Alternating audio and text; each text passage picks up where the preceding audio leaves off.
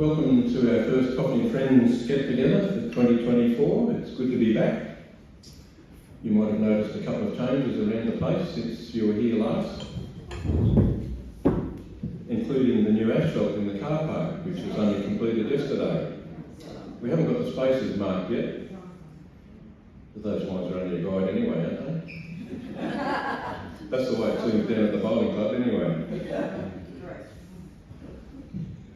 It's my pleasure to introduce our speakers for today, Emily McTaggart and Alicia. I didn't get your surname, Alicia, but welcome to Emily and Alicia.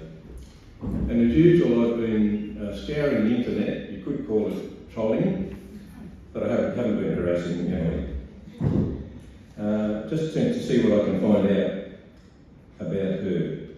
And LinkedIn is always a good source of information. I couldn't find any dirt though. So what I found is that Emily is the Marketing and Communications Manager at Bundanon, and she's been there since July last year. Before that, she was the Senior Digital and Social Media Advisor with the Department of Regional New South Wales. Before that, she was the Marketing and Communications Officer with Bundanon Trust for 2.25 years. So she impersonates a boomerang, apparently. And prior to that, she worked with the B&R of Sydney and Blackburn City Council. Emily's got 2 degrees from the Uni of New South Wales, a Bachelor of Arts, Communication and Media Studies, and a Bachelor of Art Theory, both with distinction. I did try and find her on Facebook to see what else I could dig up, but I failed there, so that's about all I know, so I'll hand over to Emily to tell us more about herself and about Bundanon, and then we're going to hear from Alicia as well later on. So please welcome.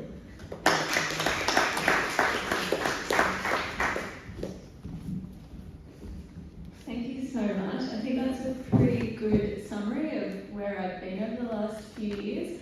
One piece of history about me that wasn't included, and I guess it wasn't on my LinkedIn, is a couple of years ago I did some work with the Berry Writers Festival. So when I look around, I see some familiar faces, which is really lovely. And the last time I was in this room was for the Berry Writers Festival, and we were connecting local authors from the region. So it's really exciting to be back in a familiar space with some familiar faces in the region that is my home. So I live in Gerringong, just 10 minutes up the road, and I've been there for almost 4 years. I relocated to the region specifically to work at Bundanon. I was previously working in Sydney and living there, and grew up in regional New South Wales, elsewhere. And I think that I just want to mention that because today I'm obviously going to be speaking about Bundanon, and Bundanon, as many of you may already know, is a very special place, and it forces a lot of people to come to the region specifically for this place, and that is why I'm here today. And all of the stories that were just shared about me have kind of led me back to Bundanon, because everybody always comes back because this place is so special. So today I'll be speaking about Bundanon, the history of this very unique cultural organisation, and how we got to where we are today. Bundanon's got a very long, deep history in the region, and I'm sure that, as I mentioned, many of you are somewhat familiar with Bundanon and its story.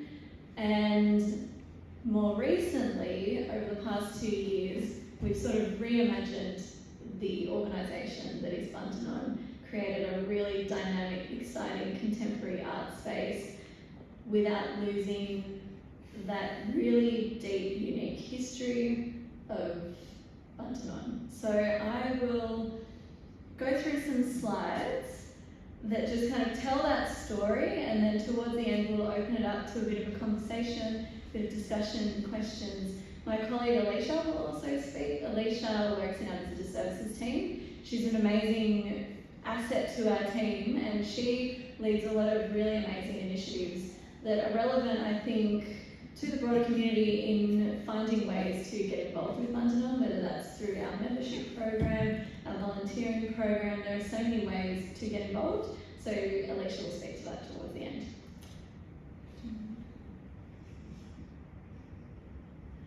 So, Bundanon is many things, and this was a line that we landed on a couple of years ago as we were trying to pull together a sentence that really described what Bundanon is.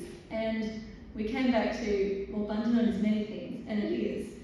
Bundanon is an art museum embedded in the landscape. We exist on 1,000 hectares of land. That land is protected, and we are home to thousands of species of flora and fauna. We're also a gift to the Australian people, and as I go through the presentation, we will talk about the legacy of Arthur Boyd, who was a neighbour to many during the years that he lived at Bundanon, and also speak about what that means to Australia as a nation today. So Bundanon is a national collecting institution. That is kind of a sort of federal government speak in a lot of ways, but it actually is so significant. Because what's so significant about Bundanon is that we are the only national collecting cultural institution in regional Australia. So when you think we're in the sort of pool of the National Gallery of Australia, the National Portrait Gallery, and so on, and all of these institutions are based in the city. Bundanon is the only national cultural institution that's based in regional New South Wales. And we are so lucky to have that literally 20 minutes up the road in our backyard. So, just to kind of get a really solid sense of who we are, we're an organisation spread across 2 historic sites. Collectively, those sites make up approximately 1,000 hectares of land. On the right-hand side is the Bundanon Homestead, which is on the historic Bundanon property. And the building on the right, which is a brand new reimagined art museum, was opened in 2022, and that sits on what was historically called Riversdale. So those are the 2 properties, and as we continue through the presentation and speaking about the history of the place, I'll kind of go into what that means to Bundanon and how they kind of became one. So if you just get through. So a really quick history of Bundanon. I'm just going to keep this very, very broad and definitely encourage anyone if you want to find out more. We have so many tours and guided experiences of Bundanon Homestead and across all of our sites that are happening throughout the year all of the time. So I'm not an expert, but we have so many experts within our team. But just to give you a bit of an overview, in the early 1800s, this property of families who came with the sole purpose of initially clearing the land and establishing good sort of farming space.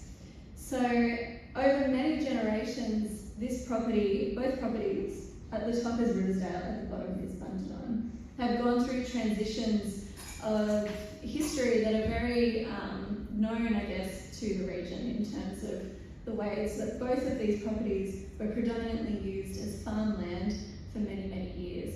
Really up until the 1970s, where we see a sort of shift happening across these properties in this region because the arts people come into town.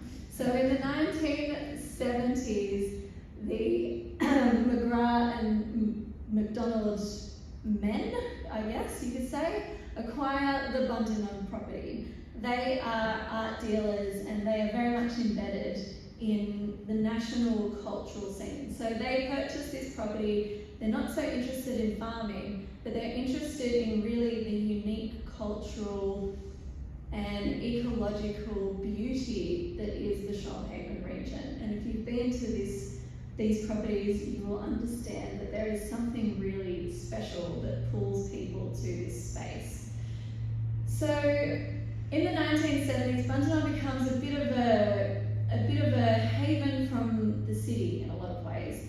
And a lot of artists who were connected in this group were being invited to come and stay on this property. Arthur Boyd was one of those artists. He stayed for a number of weeks and as a guest, and he stayed at the Bundanon Homestead at the bottom, pictured at the bottom, and he fell in love with the place. There is a little painting that's not in the Bundanon collection, but it's in the collection of the National Gallery of Australia, and it's Arthur Boyd's first ever painting of Bundanon. He went down to the river and he was so inspired by that iconic landscape. He painted it outside.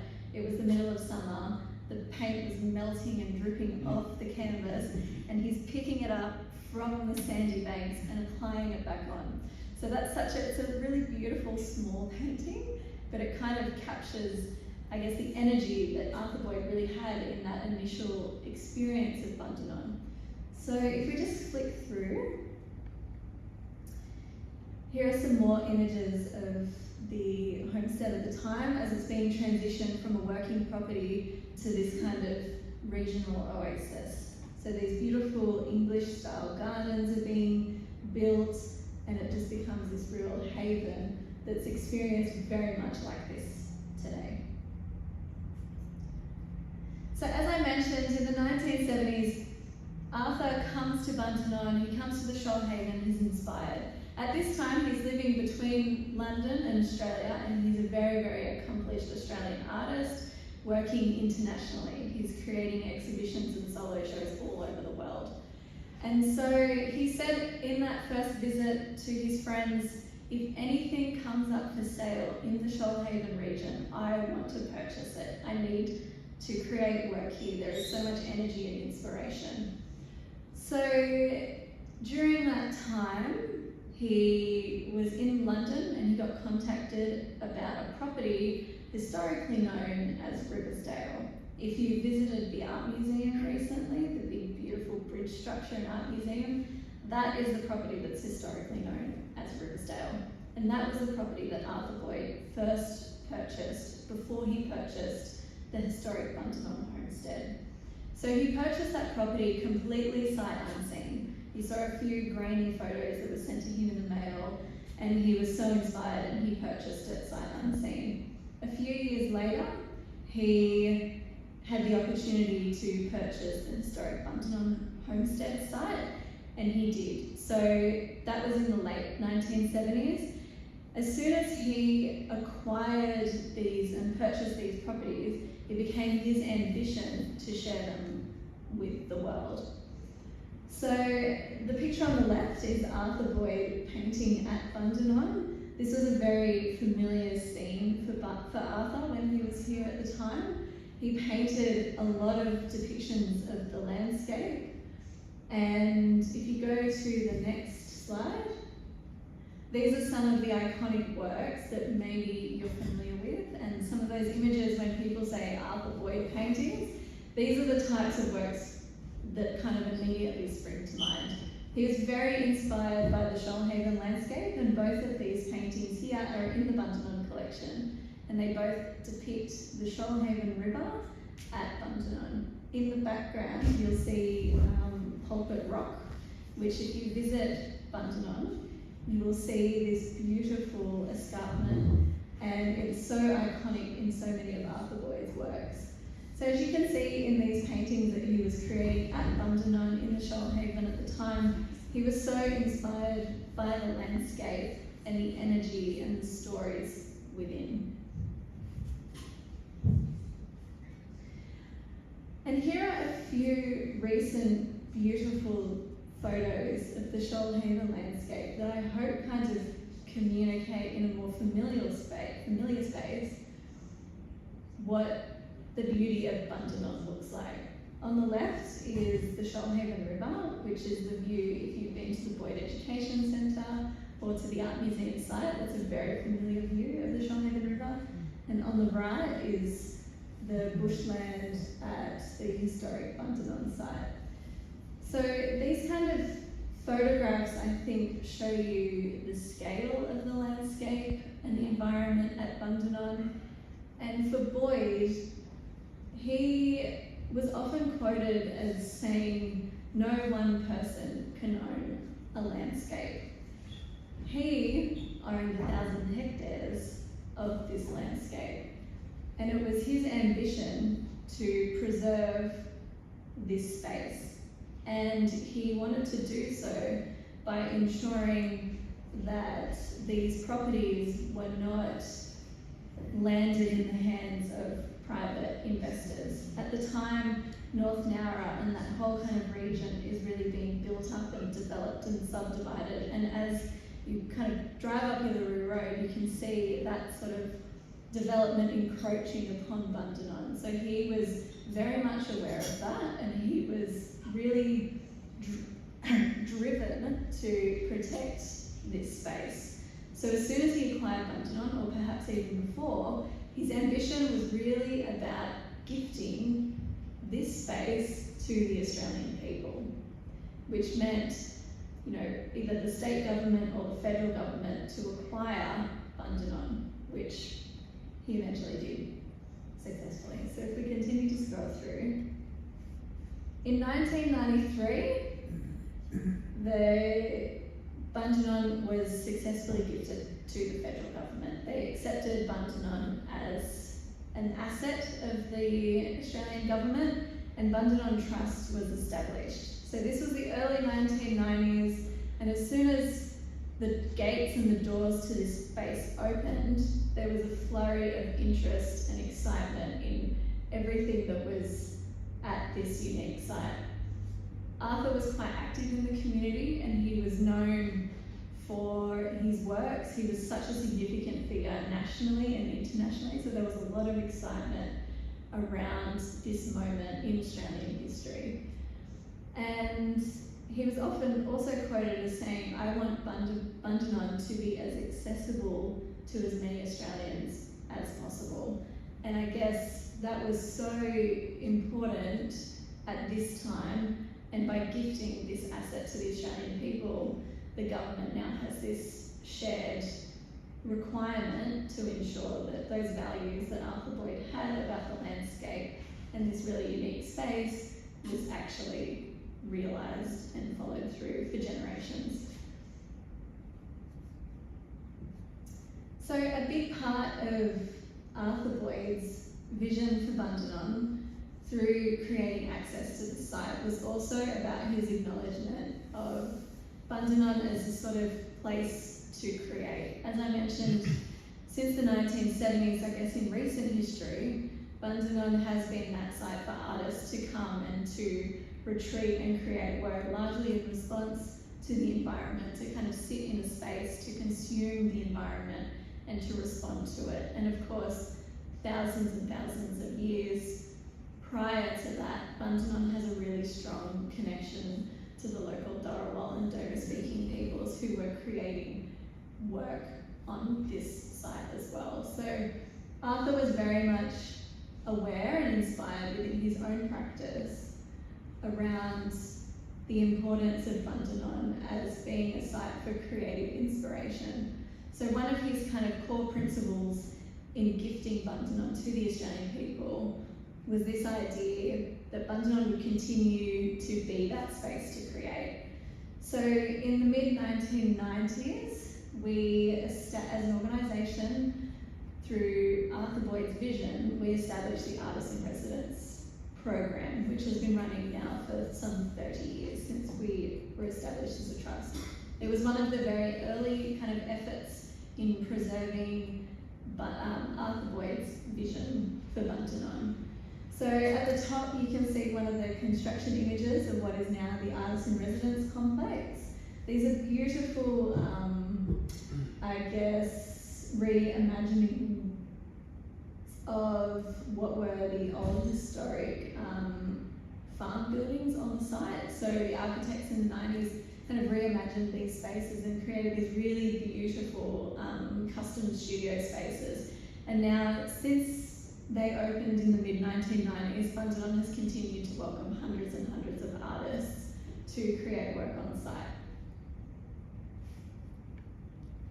And that's just a little bit of a snapshot to give you a sense of how that site's now used by artists of all kinds every single year.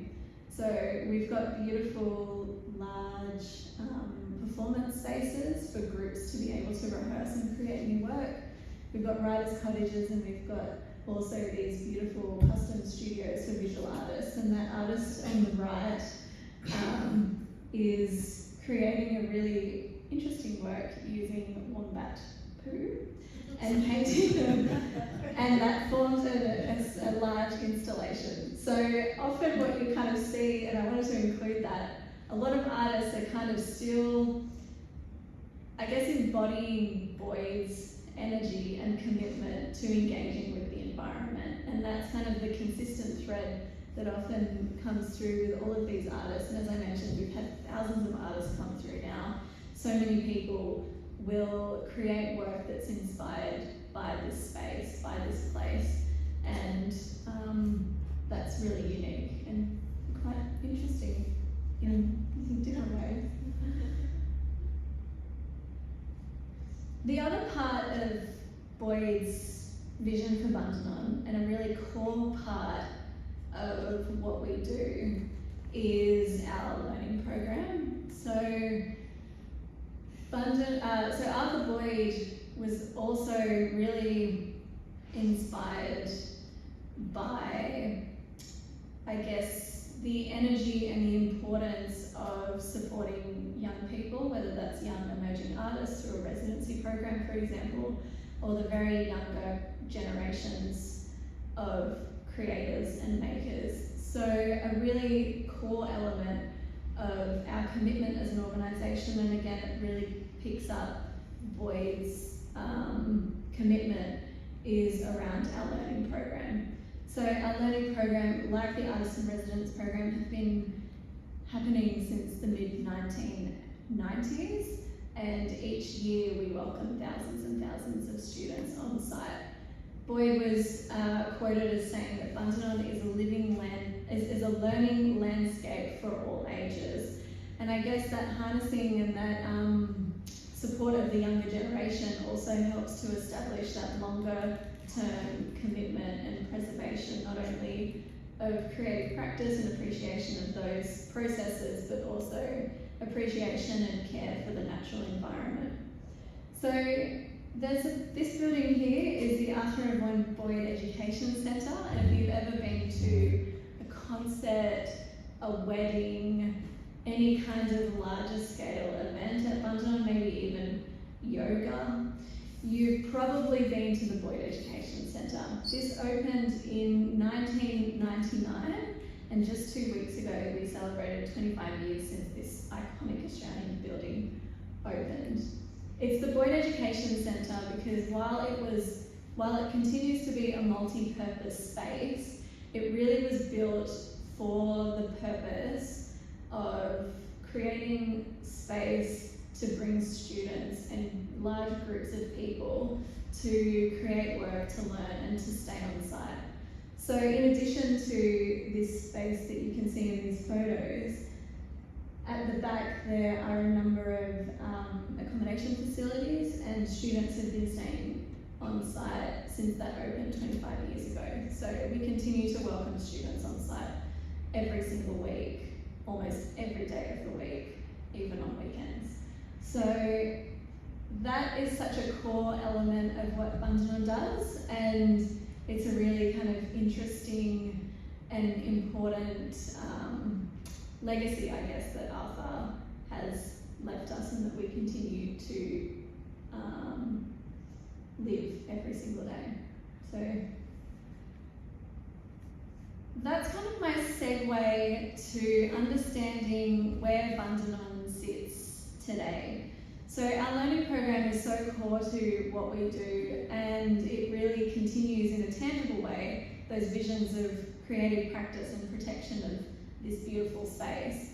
So in about 10 years ago, there was this vision that our former CEO, Deborah Ely, had, which was how we can make Bundanon more accessible to the Australian people and allow our learning program to really grow. So there was a vision that was created to establish a brand new art museum and expanded facilities to support everything that we do at Bundanon. And this journey really started in 2020. So if you go to the next slide, Kirsten Thompson Architects were brought on board to design the new facilities, which they proposed 2 key elements. One key element is a subterranean art museum, which is kind of seen in that image on the left. You can see that concrete building in the side of the hill. That's what the art museum is today. So they proposed to build this subterranean art museum and this bridge which kind of continues out across the landscape. There were two main challenges that the architects faced when proposing a design for this site. The first one is that this sort of parcel of land has very limited space to actually build new construction on, and there's also that desire to not encroach too much onto the landscape and sort of change the form of that space. But obviously the other really significant challenge of Bundanon is the challenges we're coming up against in relation to bushfires and flooding. So this space is both a bushfire zone and a flood zone. So what they had to kind of design was this space that could withstand all of those challenges, and that's what they were able to create. So what we have today here is this beautiful bridge. We call this the Bridge for Creative Learning. If you've been here, this is sort of that first big iconic architecture moment you experience as you approach Bundanon. As I mentioned, Bundanon is in a flood zone, and there are minimal opportunities for us to build physically on the site. So their kind of solution was building this beautiful big bridge structure that actually allows the flood water to kind of flow through underneath. The design is very much inspired by flood bridges across the region, so there is sort of that element. While it's a really contemporary piece of architecture, it's very sensitive not only to the environment but also to the architecture of the region. So the other kind of really core element of this in terms of Bundanon's responsibility is that it's very environmentally sustainable design, and that was really core not only to what our commitment is but also to sustaining Bundanon for future generations. Again, it always kind of comes back to that element of preserving the landscape. So, as I mentioned, on the left is this beautiful bridge for creative learning. We call it that because it really was purpose-built. While it was multi-purpose built and we can house all types of visitors, and we do, it really was built with the vision of creating space for more students to come and stay on site. So these rooms are occupied almost every single day of the week by students, and then we also open it out on weekends for private groups to come and stay, whether they are wedding guests or also guest abouts who can come and have a curated, beautiful overnight experience. And then on the right is our subterranean art museum. There's just a few images of the interior of the bridge. It's very kind of simple, elegant design. There aren't a lot of, features that we would be familiar with in quick contemporary building and construction. For example, these rooms don't have air conditioning built into them, but rather there are so many elements embedded into each room that encompass the environment and allow for airflow to move through the space. So while we don't have air conditioning, the spaces are incredibly cool, and it's a really unique, beautiful experience of the landscape in every kind of touch point that you have with this space. There are also these beautiful large breezeways that are built out within the architecture, and that idea is to expand on Arthur Boyd's on plein air painting that he often did, and this kind of allows people who are staying or occupying this space to be with the environment, to experience the elements, and to sort of embrace the space that's around them rather than having to build up barriers or unnatural kind of spaces that create distance between yourself and the environment as well. It also really reduces the amount of energy that's consumed on site which is important again for preservation of the environment and sustainable care. Here's a few snapshots of the interior of the art museum. As I mentioned, it's completely embedded into the side of the hill. On the left is our inaugural exhibition that opened in 2022, and on the right is our most recent exhibition that I'm sure many of you may have seen over the summer break, over summer just gone.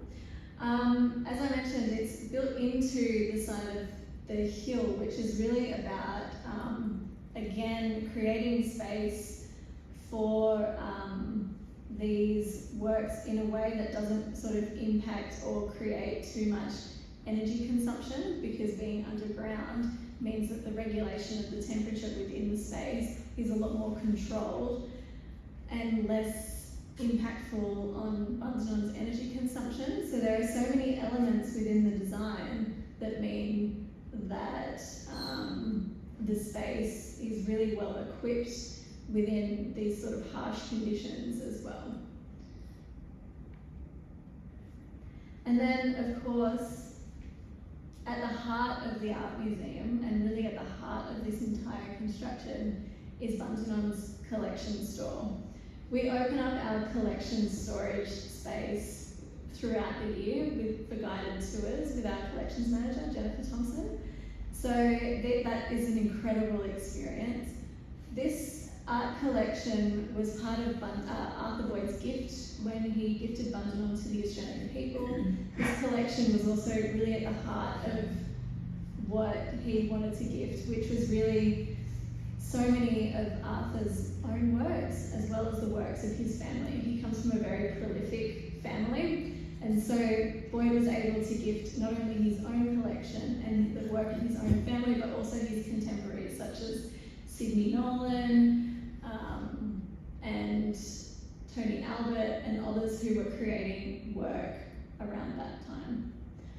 So, as I mentioned, this collection store is embedded at the deepest part of the hill, which means it's the most protected part of the entire structure of the art museum and the bridge.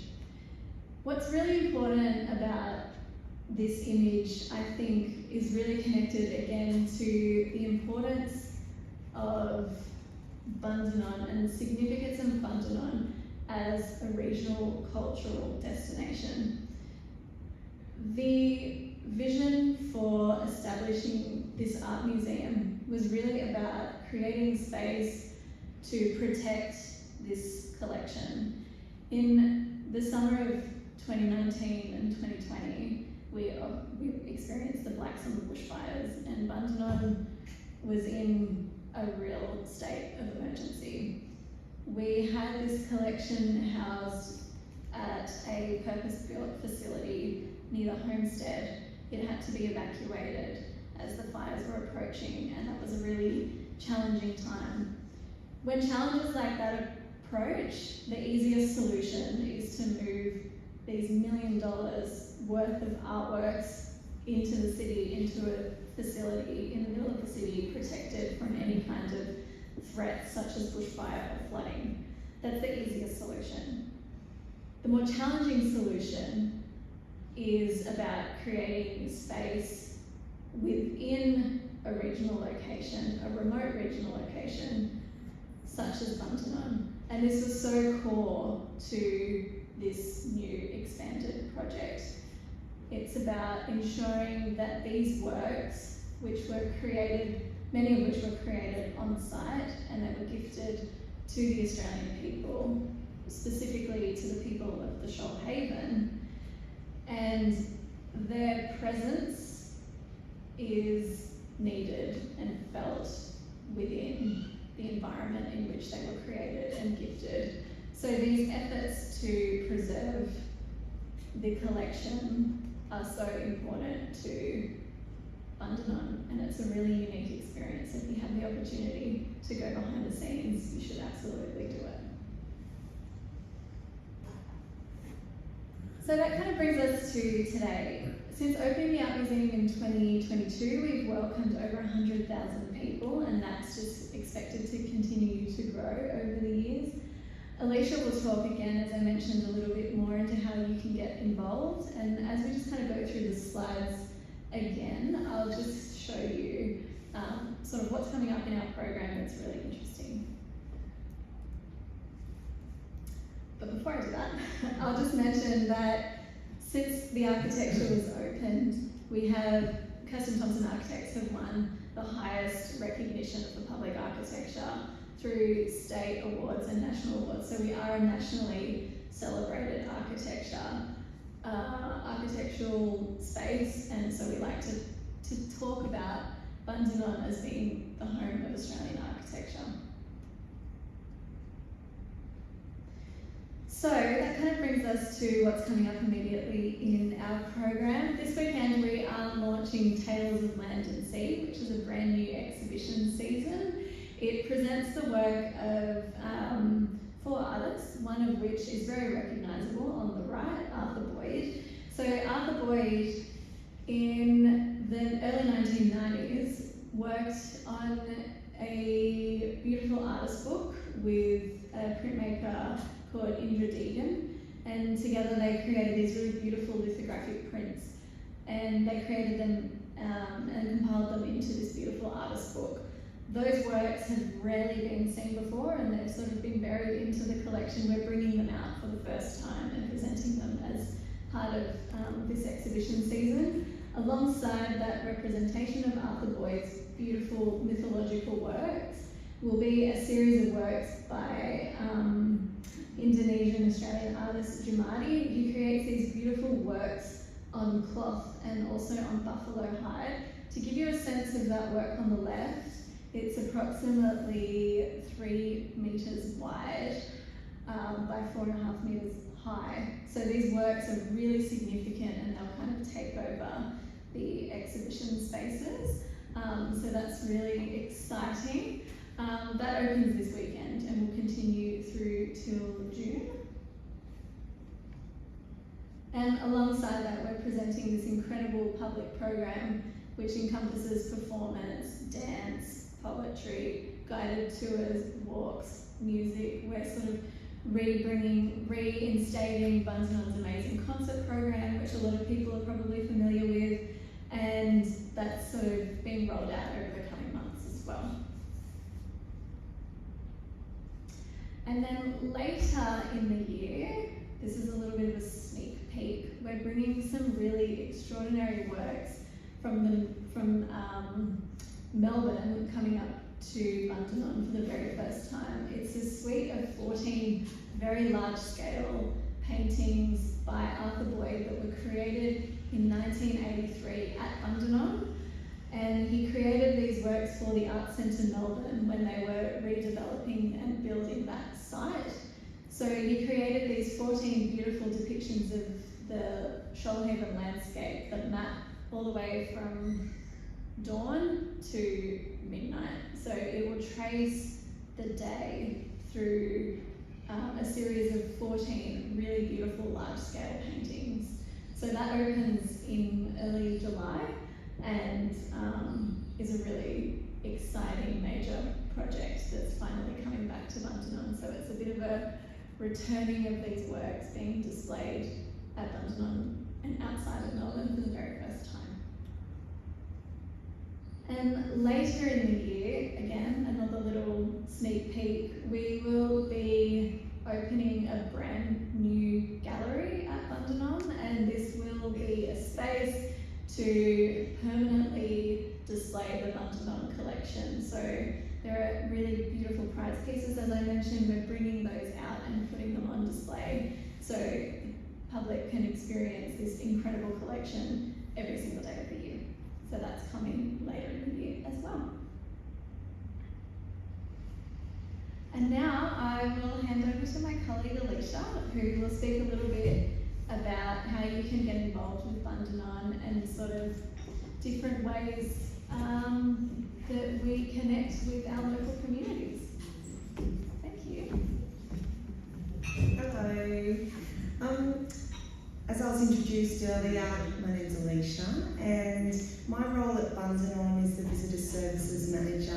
And so within my role, We have quite a diverse team. We look after the guest services, so the accommodation aspect of Bundanon, the front of house staff, so anyone that you see as part of my team, like in the information centre and the front desk at the museum, the staff on the floor in the museum, the staff giving the tours around at Bundanon.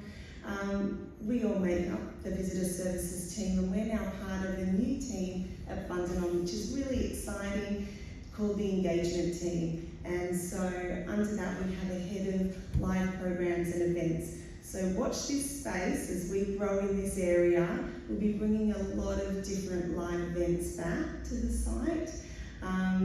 If you're familiar with Bundanon before all the new buildings and things like that, you would know that there was a really strong culture of live music and concerts and things like that, and that's what we're working on, bringing back some of that too. So to complement the exhibitions and things happening inside the museum, there'll be those other outdoor activities. So on that, we do have a membership program. Is anyone members at Bundanon currently? No? Has everyone been to Bundanon? Anyone? Yep. Our membership program, it's actually a really good deal. So you pay a membership fee for the annual 12 months, and then in that time you can come to Bundanon and visit for free. So as many times as you like, and you also get a discount of our merchandise, a discount on food at the cafe, and also a discount on a lot of the exhibition events and programs as well. So it's actually really good value if you are, especially if you are local, like we are here to the Bundanon site. Within our team as well, we have a really strong volunteer program, and the volunteers are such a dynamic part of our team and such a critical part of, at the moment, the experience down at the Homestead site. So that historic building where we house a lot of the Boyd collection, which is on display for the public to come and see. They are there guiding you through your experience of that homestead and sharing the insights behind the works that are on display at any given time. You may not know that the homestead actually closed for a period of 18 months just recently and opened last year in May, again after that restoration work. And obviously, you know, when you're renovating and you're pulling things, especially from old buildings like the homestead, there were a lot of things that needed to be restored in a foundation sort of aspect. And so that's why it took so long to really restore that, to leave it really strong for the future. And it is looking beautiful, so if you haven't been down there since the reopen, I would recommend that. We also have a really lovely collection of the whole Boyd family works, including ceramics from Merrick, Boyd's father as well, and other people in the family. They were quite a talented family. So if you would like to join our volunteer program, let me know. I'm happy to always talk to people wanting to join our group, where we really do value that time and support to deliver those stories to the public. And likewise, if you would just like to join as a member, come and see me as well. We've got some flyers here. But yeah, thank you, Emily. That pretty much concludes what I had planned to talk about, but if there are any questions, I'm happy to open it up to the room. Yeah? Yeah, I visited, I think probably a couple of years ago when the homestead was closed, but I went through the gallery and the accommodation. I noticed there, do you serve meals there for the students there? I didn't notice a kitchen there. Yeah, we do. Oh, they do? Yeah. So, Towards the back, is it? of the bridge, Yes. do you know where the cafe is? Yes. They're just behind the cafe, there's a commercial kitchen, and then just behind that is what we call the Creative Learning Centre, which is a space where predominantly it's a dining space, but it's also used as a workshop area as well. Dining. Yeah. Yeah. Wondering. Yeah, the children eat. How long do they stay there, the students? Or how long do they Up to 3 or 4 days. Yeah. 4 days. 3 or 4 days. Yes.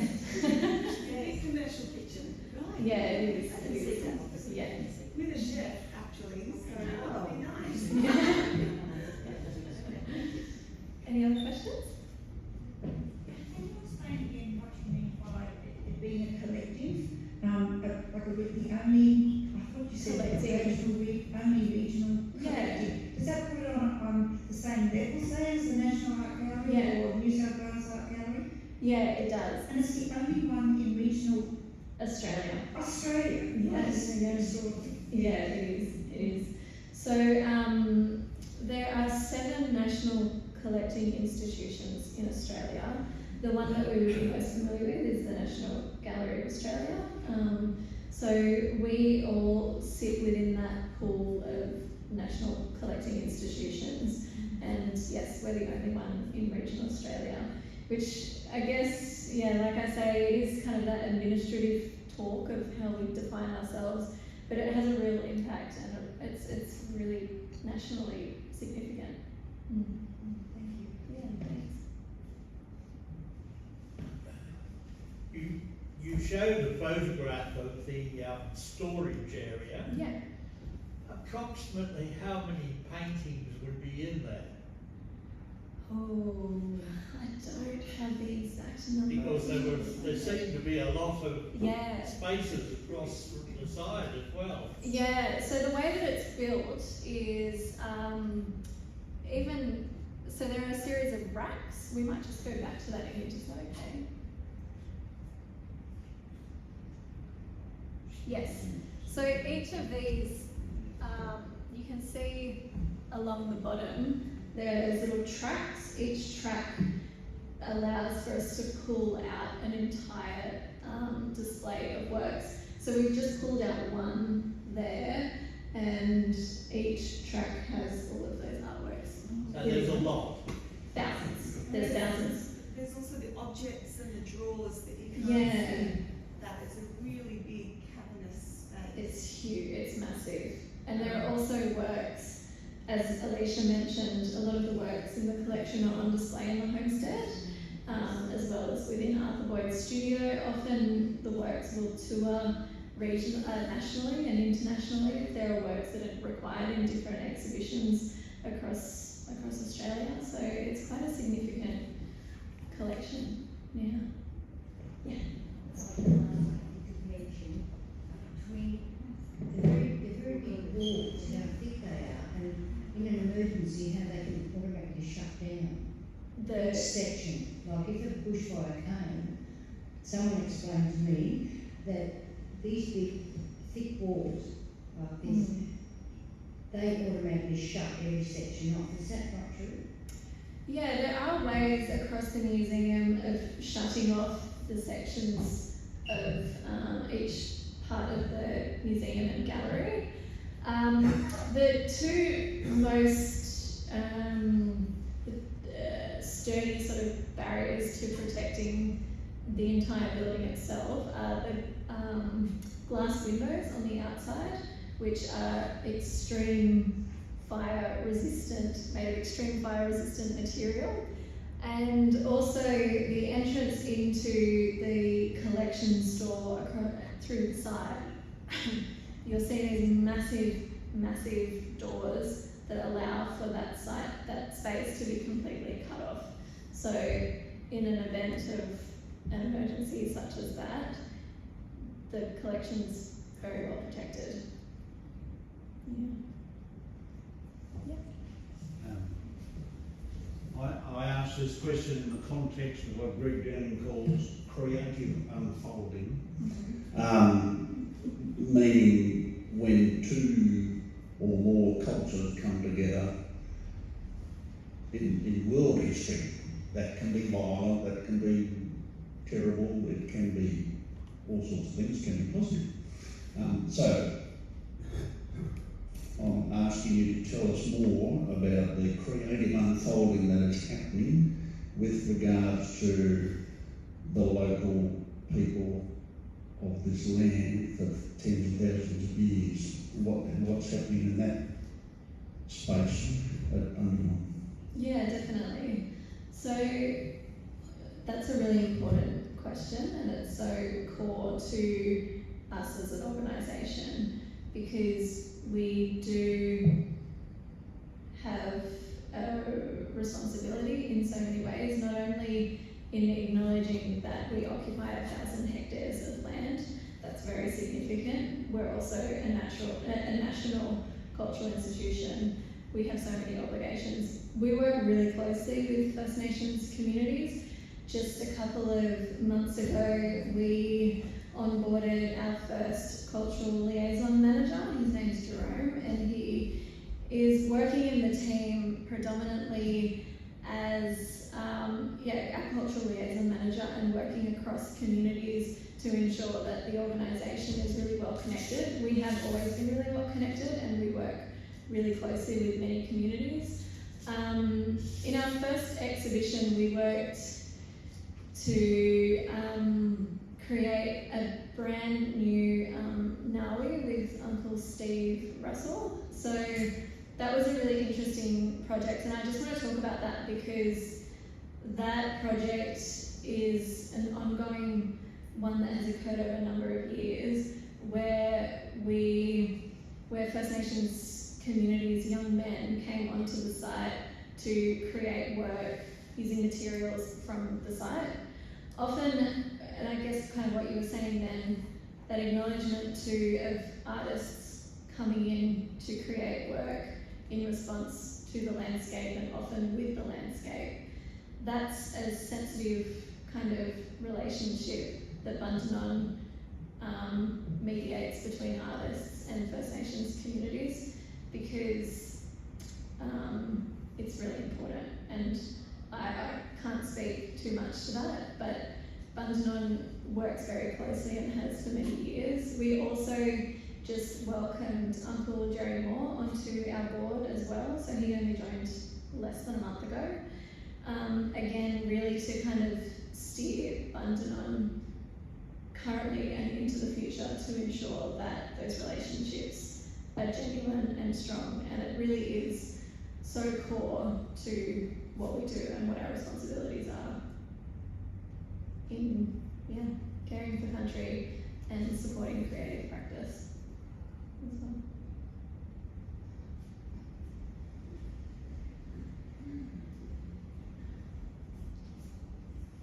Any other questions?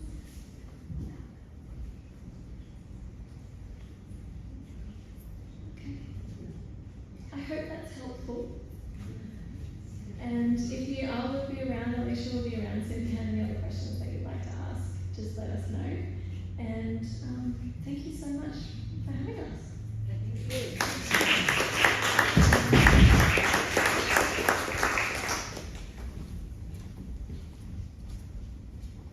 Normally Janet does this, but she's chickened out today for some reason.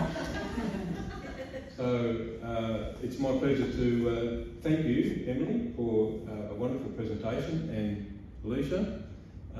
We know a lot more about Bundanon now than we did before, and thank you very much for coming today. And here's a small token of our appreciation.